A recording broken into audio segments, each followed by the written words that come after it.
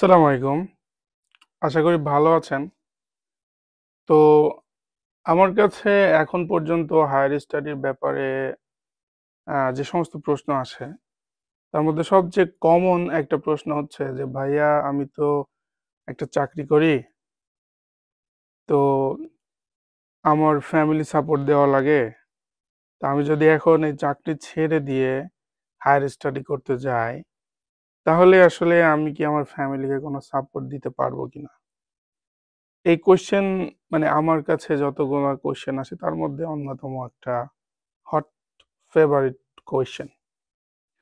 So আজকের ভিডিওতে আমি যেটা করব সেটা হলো যে আপনাদেরকে ডিটেইলস আলোচনা দেওয়ার চেষ্টা করব যে আপনার ইউএসএ আপনি যদি পিএইচডি করতে আসেন তাহলে আপনি মান্থলি কেমন একটা স্যালারি পাবেন এবং কেমন আপনার খরচ হতে পারে তার ব্যাপারে। সো আশা করি এই ভিডিও থেকে আপনার হায়ার স্টাডির ব্যাপারে সিদ্ধান্ত নেওয়াটা একটু সহজ হয়ে যাবে। Let's start. ওকে।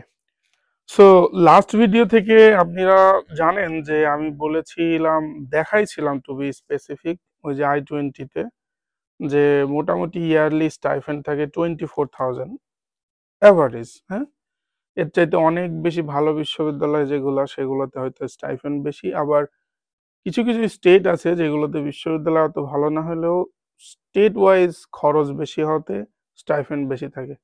ওখানে দেখা যায় যে দিয়ে থুয়ে তেমন একটা থাকে না, এখানকার মতো একই অবস্থা হিসাব নিকাশ। ওকে, এই যে 24,000 এটা হলো আপনার 2 সেমিস্টারের স্টাইফেন্ড, সেটা হলো ফল এবং স্প্রিং এর মাঝখানে থাকে সামার, যেটা কিনা মে মাসের মাঝখান থেকে বা 20 তারিখ থেকে আপনার অগাস্টের 10 তারিখ পর্যন্ত, মানে 2 মাস 20 দিন, প্রায় 3 মাস একটা টাইম, এই সময়টা বাদে। তো এই সামার টাইমে আপনাদের ইউনিভার্সিটিতে দেখা গেল যে অনেকে সামার টিএশিপ করে, অনেকে আরএশিপ করে, অনেক ইউনিভার্সিটি হচ্ছে সে বাইরে কোথাও অন্য কাজ করে, এরকম অনেক ব্যাপার-স্যাপার আছে। ইন্টার্নশিপ করে অনেক সময়। বাট এভারেজ যদি বলা যায় আপনি যদি সামার টিএশিপ করেন তাহলে $3,500 থেকে $4,000 আপনি বাট আরো ইনকাম করতে পারবেন। সো ওই যে 24,000 স্টাইফেন্ড এর সাথে যদি আপনার এই যে $4,000 বা $3,500 এড করা যায় হুইচ ইজ 27,500। এখন এই 27,500 পুরোটাই কিন্তু আপনার অ্যাকাউন্টে আসবে না। ঠিক আছে? এখানে একটা জিনিস বোঝা আছে সেটা হলো যে এখানে ট্যাক্স আছে এবং হেলথ ইন্সুরেন্স আছে। এই ২ টার টাকা আপনার ইউনিভার্সিটি থেকে কেটে নিবে। এরপরে আপনার বাকি টাকাটা আপনার অ্যাকাউন্টে আসবে। সো মোটামুটি হেলথ ইন্সুরেন্স এবং ট্যাক্স বাবদ কেটে নেওয়ার পরে আপনার অ্যাকাউন্টে আসবে হচ্ছে ধরা যায় $23,000। মানে ২৭,৫০০ থেকে আ ৪,৫০০ বাদ দিলে $23,000 মতো আপনার অ্যাকাউন্টে আসবে। এখন এই 23,000 যে ডলার অ্যাকাউন্টে আসলো ওটাকে যদি আপনি 12 দিয়ে ভাগ করেন কাইন্ড অফ $1,900 $1,920 মতো আসে এভারেজ। সো যেটা হচ্ছে আপনার মান্থলি ইনকাম।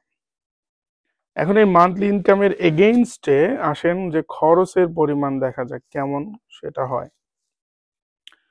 সো খরচ ২-৩ রকম।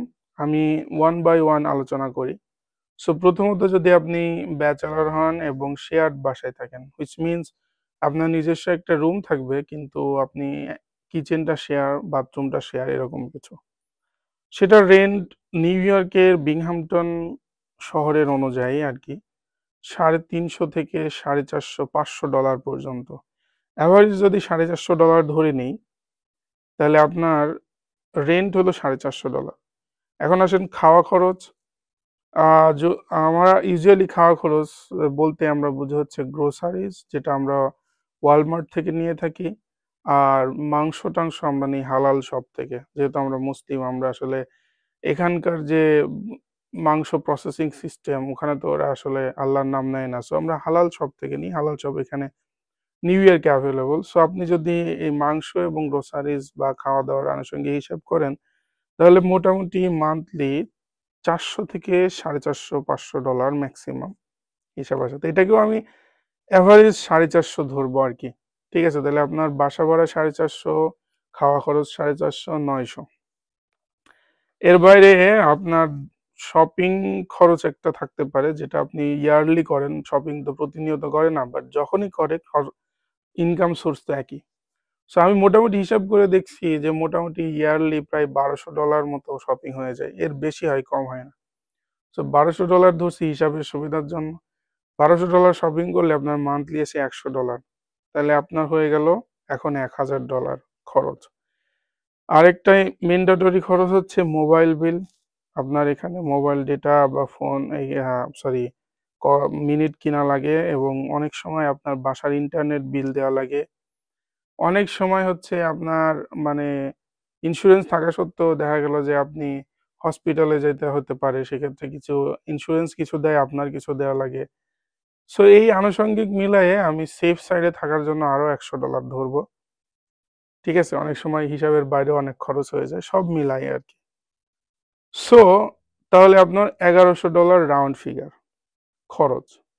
তাহলে আপনার সেভিং হচ্ছে $820, উইচ ইজ কাইন্ড অফ 95,000 থেকে $1,00,000 বাংলাদেশি টাকায়। সো আপনি এটা সেভ করতে পারবেন। এখন জীবনের মান বাড়তে থাকে, খরচ বাড়তে থাকে, ঠিক আছে।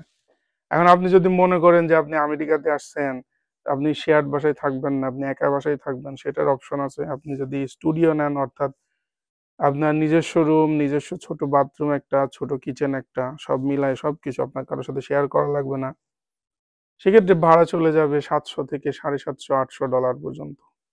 তো যদি 750 ভাড়া ধরি, আগে যেটা ধরছিলাম 450, $300 বেড়ে গেল। সো আপনার তাহলে এখন 1100 থেকে খরচ হয়ে গেল 1400। ওকে, তো সেক্ষেত্রে আপনার সেভিং 820 থেকে 520-এ চলে আসলো, যেটা কিনা স্টিল মানে প্রায় 60,000 টাকা। ঠিক আছে, এখন আপনি এখানে ওয়েদার খুব তীব্র, সাথে প্রাইভেট পাবলিক ট্রান্সপোর্টের অবস্থা খুবই নাজুক। ঠিক আছে, তো আপনি কিছুদিন এখানকার থাকার সময় শীতের কারণে দেখা গেল বাসের জন্য দাঁড়ায় আছেন। সো কিছুদিনের মধ্যে আপনি গাড়ির নেসেসিটি ফিল করবেন।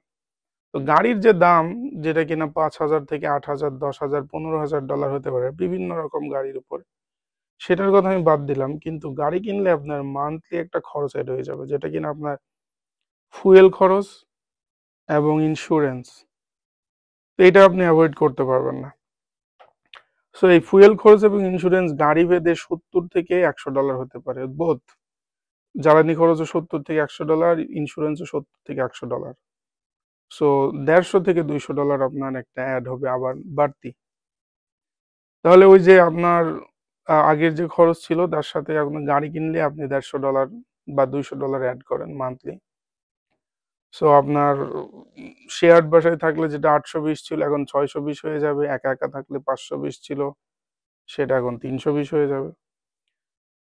এখন যদি আপনি এর বাইরেও আর একটা ক্রাইটেরিয়া আছে, যদি আপনি ফ্যামিলি নিয়ে আসেন, আপনার ফ্যামিলি মেম্বার 2 জন হয় অথবা 1জন হয়, সেক্ষেত্রে আরেকটু খরচ বাড়বে। দেখা গেল আরেকজন থাকলে খাওয়া খরচ মান্থলি $100 বাড়বে মিনিমাম, এবং হচ্ছে যে আপনার বাসা ভাড়া দেখা গেল যে আরো $100, 750 সাথে 850 হয়ে যেতে পারে যদি আপনি ফ্যামিলি বাসা নেন। সো সেক্ষেত্রে আরো $200। তার মানে দেখা গেল যে ফ্যামিলি নিয়ে আসলে, গাড়ি থাকলে, বড় বাসায় থাকলে আসলে খরচ করে তেমন একটা কিছু থাকে না। তবে মানে মজার কথা হলো, মানে আসার কথা হলো যে বাইরে থেকেও কিছু আনার লাগে না, আপনি মোটামুটি সুন্দরভাবে চলে যেতে পারেন, পড়াশোনা শেষ করতে পারেন। Once you done your degree, তখন আপনি জব করেন বা আরো ভালো পোস্ট ডক করলেও আপনার হচ্ছে স্যালারি ডাবল হয়ে যাবে, সেক্ষেত্রে আপনার জীবন অনেক ইজি হয়ে যাবে। তো মোটামুটি এই হলো খরচের হিসাব নিকাশ। আশা করি আপনাদের ভালো লাগছে, আপনারা ব্যাপারটা পুরোপুরি জানতে পারছেন। পার্টিকুলারলি কোনো কোশ্চেন থাকলে জানাতে বলবেন না। ভালো থাকেন, আসসালামু আলাইকুম।